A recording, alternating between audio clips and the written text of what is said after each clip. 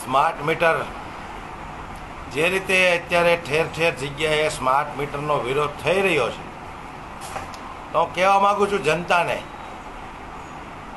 કે હવે તમે આ ભારતીય જનતા પાર્ટીવાળા જે કોઈ નિયમો લાવે એ હસતા માટે સ્વીકારવા પડશે. અને સ્માર્ટ મીટર એટલે શું છે? બહારની કંપની છે.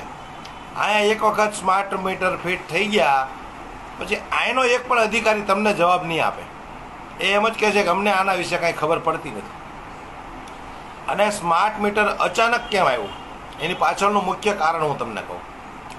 અદાણીએ સોલારનો મોટો પ્લાન સ્થાપ્યો છે, સોલાર બનાવવાનું ચાલુ કર્યું છે અને બીજા કરતાં એ સોલાર સસ્તા આપશે. એમાં ફાયદાઓ પણ ઘણા બધા છે, આવું મેં જાણ્યું છે. એટલે ભક્તોના આકાને એમના આકાની કંપની સારી ચાલે, એમનો માલ એમની પ્રોડક્ટ વેચાય એટલે જનતાને રેલો લાવવાનો છે. હવે સ્માર્ટ મીટર લગાવો એટલે 5,000 થી 7,000 રૂપિયા બિલ આવે.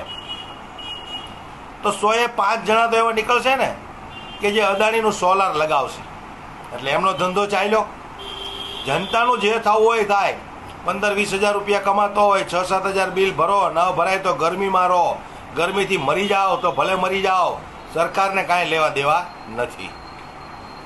એટલે હવે બીજું કે આ સ્માર્ટ મીટરનો વિરોધ કરે એવું કોઈ તમે વિપક્ષ તો રાખ્યો નથી, એટલે વિપક્ષવાળા શું વિરોધ કરવાના છે? અને જે કાંઈ થોડા ઘણા છે વિપક્ષવાળા, એ લોકોએ નક્કી કર્યું છે કે આ ગુજરાતની મૂર્ખ જનતા માટે આપણે વર્ષોથી લડતા આવ્યા છે. કોઈ એટલો સાથ સહકાર આપતું નથી, કારણ કે ભાજપથી ડરે છે બધા. એટલે આ વખતે વિપક્ષવાળાએ કંઈક ને કંઈક એવું નક્કી કર્યું એવું મને લાગે છે કે આ વખતે જનતાને એના હાલ ઉપર છોડી દો અને જોઈએ કેટલો જનતામાં દમ છે, કેટલી તાકાત છે આ સ્માર્ટ મીટરનો વિરોધ કરવાની. એટલે હવે તમારે પોતાને જાગવું પડશે, તમારે પોતાને રસ્તા પર ઉતરીને આ સ્માર્ટ મીટરનો વિરોધ કરવો પડશે. અને વિપક્ષવાળાએ જે નક્કી કર્યું છે એ બરાબર જ છે, કારણ કે આ 30-30 વર્ષથી ઊંઘમાં સૂતેલી જનતા આજે નહીં જાગે તો ક્યારે જાગશે? આપણે એવું વિચારી શકીએ કે ભાઈ આપણા શહેર ઉપર તકલીફ આવી તો આપણે શું લેવા દેવા? આપણા ગામમાં તકલીફ આવી તો આપણે શું લેવા દેવા? આપણી સોસાયટીમાં તકલીફ આવી તો આપણે શું લેવા દેવા? નેતાઓ અધિકારીઓ બધા લડી લેશે.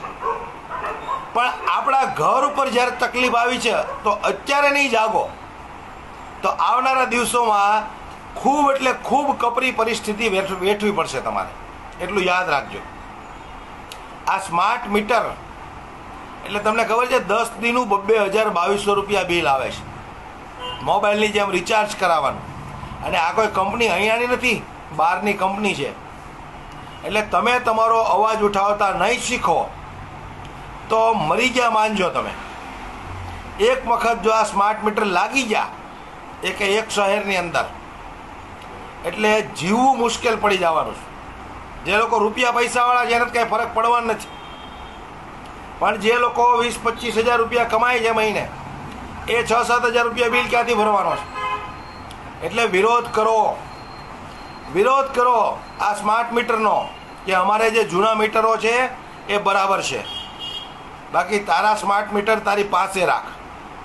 અને બીજું, અંધભક્તાણીઓ, તમે જે પીપુડી વગાડો છો સ્માર્ટ મીટરની એ એક વખત તમારા ઘરે લગાવો એટલે તમને પણ ખબર પડે કે આ સ્માર્ટ મીટરમાં કેટલું બિલ આવે છે.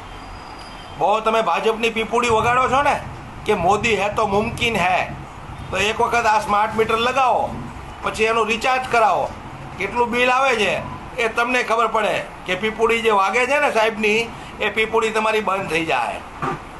એટલે જે કોઈ વિરોધ કરવા માગતા હોય એ રોડ રસ્તા પર ઉતરો, આનો વિરોધ કરો, નહીંતર આવનારા દિવસોમાં તમારા છક્કા છૂટી જાય. અને આ વિરોધ તમારે જ કરવો પડશે. તમારા માટે કોઈ પણ વિપક્ષનો નેતા નહીં લડે, કોઈ નહીં લડે. તમારે જાતે રોડ ઉપર આવીને વિરોધ કરવો પડશે. આ મારી વાત યાદ રાખજો. એક વખત મીટર લાગી ગયા એટલે આ મીટર નીકળશે નહીં. એટલે અત્યારે જે રીતે વિરોધ થયો છે એ રીતે વિરોધ યથાવત રાખો, આવેદનપત્રો આપો અને આ મીટરનો બહિષ્કાર કરો, સંપૂર્ણપણે બહિષ્કાર કરો, નહીંતર મરી જાઓ. એટલું યાદ રાખજો. અમારા શબ્દો તમે મારો વિડીયો સાચવીને રાખજો. અને વિડીયો વધુમાં વધુ શેર કરો, દરેક લોકો સુધી આ વિડીયો પહોંચાડો કે અદાણીના સોલાર કંપની ચલાવવા માટે જનતાને રેલો લાવવા માટે આ તૈયાર થયા છે, જનતાને સ્માર્ટ મીટર નાખવા માટે આ તૈયાર થયા છે. કારણ કે અદાણી જે સોલાર બનાવે છે એ સોલાર વધુમાં વધુ વેચાય, એ આ સરકારની નીતિ છે. એટલે જાગો, નહીતર મરી જાઓ. હવે તો તમારા ઘર ઉપર ઘા આવ્યો છે. તમારી સોસાયટીમાં કદાચ હોય ને તકલીફ, તો આપણે એવું વિચારીએ કે ભાઈ સોસાયટીમાં તકલીફ છે, જે બધા કાંઈ કરે એ જોયું જાય છે. આ તો તમારા ઘર ઉપર ઘા આવ્યો છે. એટલે હવે નહીં જાગો તો કોઈ દિવસ નહીં જાગી શકો. અમારા શબ્દો તમે યાદ રાખજો. ખુલીને વિરોધ કરો, ખુલીને વિરોધ કરો એમ કહું છું હું તમને. વધુમાં વધુ વિડીયોને શેર કરો, દરેક લોકો સુધી આ વિડીયોને પહોંચાડો દોસ્તો.